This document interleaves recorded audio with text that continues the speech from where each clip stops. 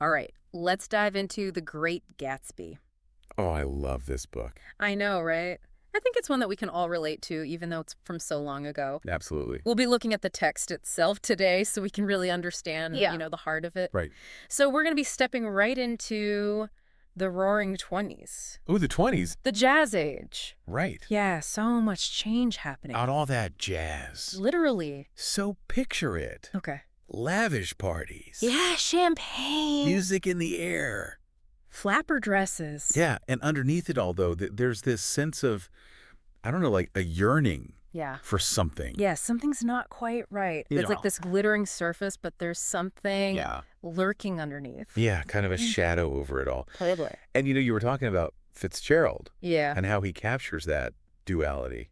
It's brilliant, really. Like the beauty of it, but also that underlying unease. Exactly. It's almost like he's saying, look how great this is. But be careful, Yeah. because it might not all be what it seems. Interesting. Yeah. Okay, so let's talk about the guy who takes us through all of this, Nick Carraway, right? Our narrator. Yes, he's from the Midwest. Yeah, small town boy. Right, and he comes east to work in finance, Wall Street, here he comes. trying to make it big. The American dream, right? Right. Everyone wants a piece of that. He's a really observant guy. Yeah, he notices everything. Very thoughtful. You can tell he's thinking deeply about all of this. Yeah, I feel like he might even be a little cynical, though, Yeah, I can see that. as we get to know him. Yeah, a little jaded maybe. Yeah. What do you think about Nick overall? He's such an interesting character to me because he's participating. He's there. Yeah, But he's also kind of an outsider. right. He's like watching this whole thing unfold. Yeah. Almost like judging it a little, Yeah. So we see this world through his eyes. Right. And I think that's what makes it so compelling. Yeah. Makes you think, for sure. Definitely. So Nick rents this tiny house in West Egg Oh, yeah, West Egg. on Long Island, Fancy. right next door to, well, Jay Gatsby. Man of mystery. Right. So West Egg, though, is all this new money, right? Yeah, it's all about showing off your wealth. Big displays. Yeah, it's like, look at me, I made it. Almost like the Instagram influencer culture of the 1920s. Oh, I love that analogy. Right. It's perfect because it's all about appearances and creating this image of yourself.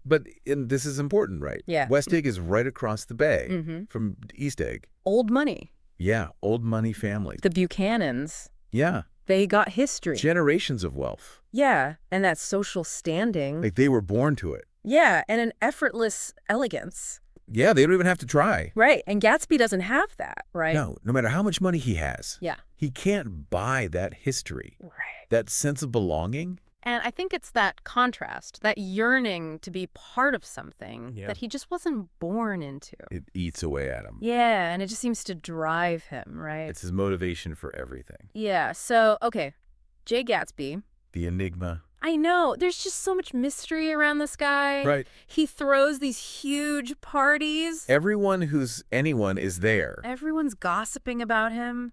but nobody really knows him. Yeah, no one really knows where he came from. Or how he made his money. Exactly. Like it's all part of his plan, What do you mean? He wants to be seen as this mysterious figure. Huh? It's all very calculated. Really? Oh, yeah. Remember that character? Owl Eyes. Yeah, kind of a funny name. Right. And he's wandering around Gatsby's library. Yeah. And he's shocked Why? because the books are real. Oh, yes. Gatsby went to all that trouble Wow. to make it look like he's this sophisticated, well-read guy. Like it's all an act In a way, yeah. to project this image. Exactly. So it's all this big facade Pretty much. and the reason behind it all. Well, that leads us to Daisy Buchanan Ah, Daisy cousin. and the object of Gatsby's desires. Yeah, she's the one he's trying so hard to impress. Right. And she lives across the bay An East Egg, of course. with her husband, Tom. Yeah, Tom Buchanan. Daisy represents, well, seems like everything Gatsby wants. She's beautiful, charming, and from that world that Gatsby so desperately wants to be a part of. Right. So his whole life, his parties, this extravagant lifestyle, it's all for her. Yeah, he's trying to win her back. Wow. Remember that image of Gatsby reaching out towards the green light? At the end of Daisy's dock. Yeah, it's such a powerful symbol Yeah.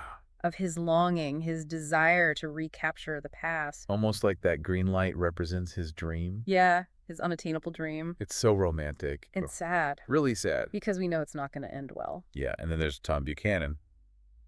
Daisy's husband. Yeah, he's got that old money, that sense of entitlement. Yeah, he's not the most likable character. Not at all. He's kind of a jerk, to be honest. Yeah, he represents a lot of the ugliness of the time, I think. Definitely, he's arrogant, racist, and Oh, yeah, and he's having an affair. with Myrtle Wilson. Yeah, who's married to the gas station owner. And the Valley of Ashes. Oh, the Valley of Ashes. Such a stark contrast to the glitz and glamour of West Egg. Right, it's like this desolate wasteland. Yeah, almost like a symbol of the moral decay that's hiding beneath the surface of all this wealth. Yeah, it's heavy. And it's there, in the Valley of Ashes, that Myrtle is killed, Hit by a car. driven by Daisy. In Gatsby, he takes the blame. He's trying to protect her. At all costs. Yeah, but it's a turning point. It is. It's where his carefully constructed world starts to fall apart. Right, and we'll talk more about that in part 2. Yeah, there's so much more to uncover. Okay, so before we go, what are your initial thoughts on Gatsby? That's a good question. Romantic hero, tragic figure, something else entirely. I'm not sure yet. He's a complicated guy, He is a... but I'm definitely intrigued. Me too, and for everyone listening, what do you think? We'd love to hear your thoughts, so make sure to tune in for part 2, where we'll unravel more of this complex and captivating story. We'll be back soon. Can't wait. It's going to be good. Huh. When Gatsby takes the blame for Myrtle, Yeah. it's like this huge turning point Yeah. It really exposes the cracks in that, in that facade. yeah, in that whole image he's built up. Yeah, exactly. He's just so focused on Daisy, Yeah. on protecting her. He'll do anything for her. It's like he's lost in this, Illusion. yeah, this illusion of control. Like if he could just fix this one thing, Right. everything will be all right. But he doesn't see how much danger he's in. No, he's in way over his head And his whole pursuit of Daisy, Yeah. it's so tied up with... with the American dream. Right, exactly. He thinks if he can just become rich enough, Yeah. powerful enough, Then he can erase his past. and win her back. It's like he thinks he can buy his way into her heart. Yeah, and into a world that doesn't really want him. And Fitzgerald, he seems to be questioning that whole idea Absolutely. that you can just achieve happiness through wealth and status. It's not that simple, is it? Not It's a deeper emptiness there. Yeah, like even Gatsby's mansion. Those lavish parties. It's also, Empty. yeah, they don't bring him any real joy. It's all for show. Yeah, and Daisy, Daisy.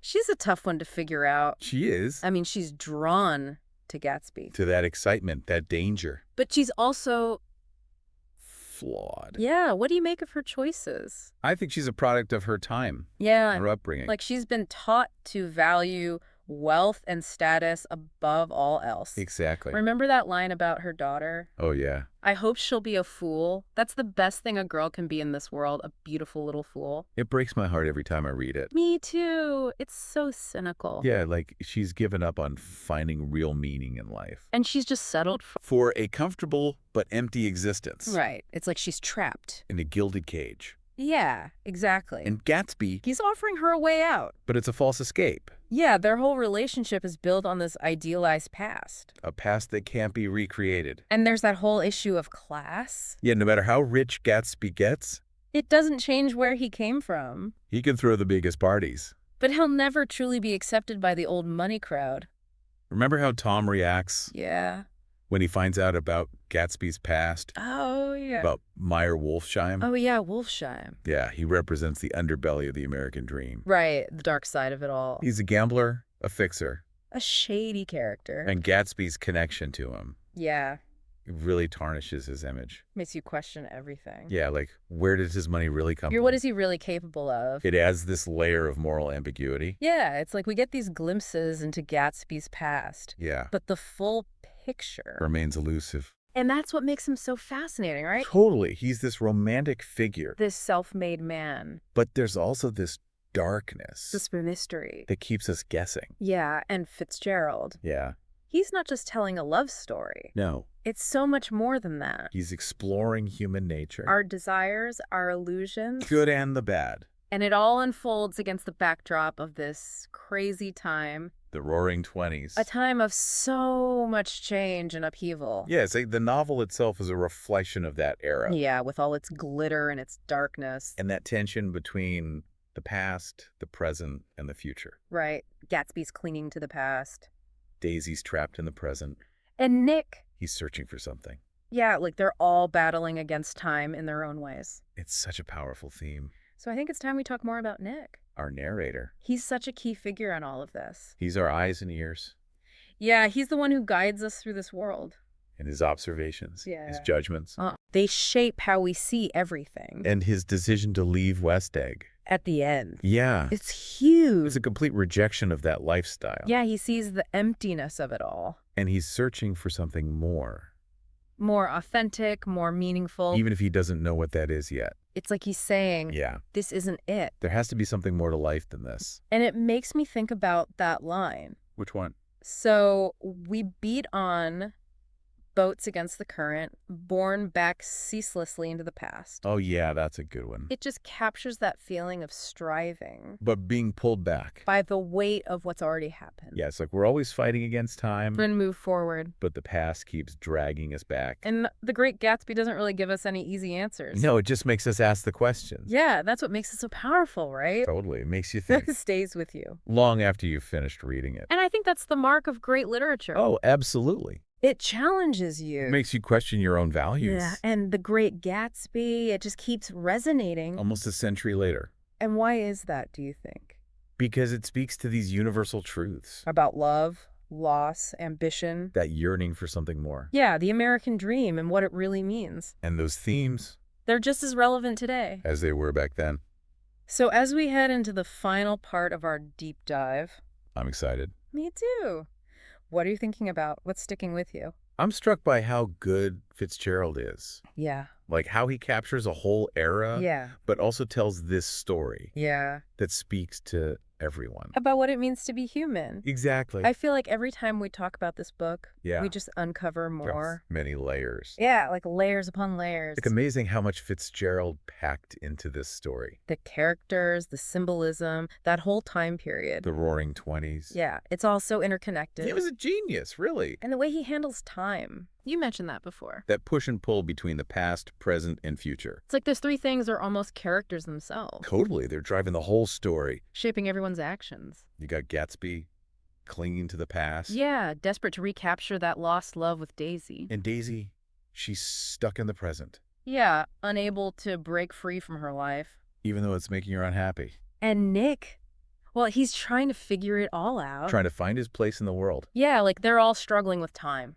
in their own way. And it's that struggle that ultimately determines their fate. Right. Gatsby's belief that he can just repeat the past, that he can erase his history. It leads to his destruction. Daisy's refusal to face reality. It leaves her empty. Unfulfilled. And Nick, he goes through such a transformation. He really does. And his decision to leave West Egg. To go back to the Midwest. It's like he's rejecting everything he's seen, Yeah. but it's also a step towards something new. An unknown future. Yeah, full of possibility. But also uncertainty. Definitely. He's leaving behind a lot of pain. Yeah. But he's also searching for something real. Something true. Something more than all the glitz and glamour. And it makes me think about that line. Which one? So we beat on, boats against the current, borne back ceaselessly into the past. Oh, that's a good one. It's like that feeling of trying to move forward But constantly being pulled back. by the weight of our past. Yeah, it's so powerful. And it really resonates with this whole idea of time, It's like we're all in those boats. trying to fight against the current.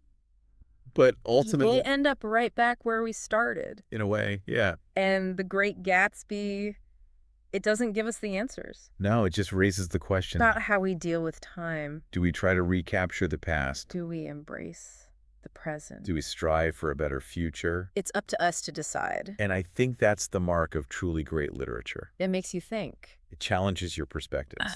It stays with you long after you've finished reading.